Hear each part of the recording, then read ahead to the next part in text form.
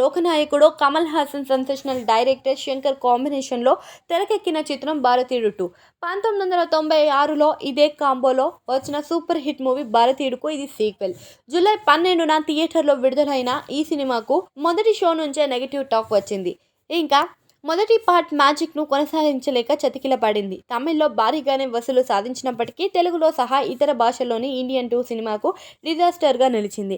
భారీ తారాగణంలో పాటు action sequence, visuals ఆకట్టుకున్న నీరసమైన కథ ఇంకా కథనాలు నా భారతీయుడు 2 సినిమాను దెబ్బతీశాయి. దీంతో చాలామంది ఈ సినిమాను ఓటీటీలో చూద్దామని ఫిక్స్ అయ్యారు. అలాంటి వారి కోసమే ఇప్పుడు భారతీయుడు 2 సినిమాను ఓటీటీ రిలీజ్కు సిద్ధమైందని టాక్. ప్రముఖ ఓటీటీ ప్లాట్ఫామ్పై నెట్ఫ్లిక్స్ అనే ఈ సినిమా డిజిటల్ స్ట్రీమింగ్ హక్కులను సొంతం చేసుకుంది.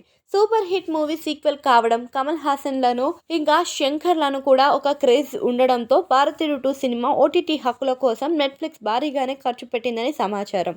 అయితే రిలీజ్ తర్వాత సినిమాకు ఫ్లాప్ టాక్ రావడంతో అనుకున్న తేదీ కంటే ముందుగానే భారతీయుడు 2 సినిమాను స్ట్రీమింగ్కు తీసుకొస్తున్నారని, ఆగస్టు 9 నుంచే ఈ మూవీని స్ట్రీమింగ్కు అందుబాటులోకి తీసుకొస్తున్నట్లుగా ప్రచారం కొనసాగుతుంది. త్వరలోనే దీనిపై అధికారిక ప్రకటన వెలువడనుంది అని సమాచారం. భారతీయుడు 2 సినిమాలో కమల్ హాసన్తో పాటు సిద్ధార్థ్, రకుల్ ప్రీత్ సింగ్, బాబీ సింహ, బ్రహ్మానందం, ప్రియా భవానీ శంకర్, అలానే కాజల్ అగర్వాల్ తదితర కీలక పాత్రలో మెరిశారు.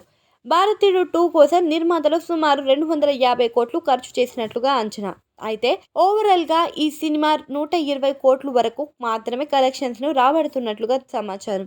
ఈ సినిమాకు తమన్ స్వరాలు సమకూర్చారు. మొదట ఈ సినిమాను స్వాతంత్ర దినోత్సవం కానుకగా ఆగస్టు 15న ఓటీటీలోకి రానున్నట్లుగా తెలుస్తుంది. వార్తలు కూడా వచ్చాయి. అయితే థియేటర్లో పెద్దగా రెస్పాన్స్ లేకపోవడంతో ఇప్పుడు తేదీ మారింది దీనికి అని సమాచారం కూడా వచ్చింది. మరి ఆగస్టు 9న భారతీయుడు 2 ఓటీటీలోకి వస్తుందా రాదా అన్నది ఇంకా క్లారిటీ రావాల్సి ఉంది.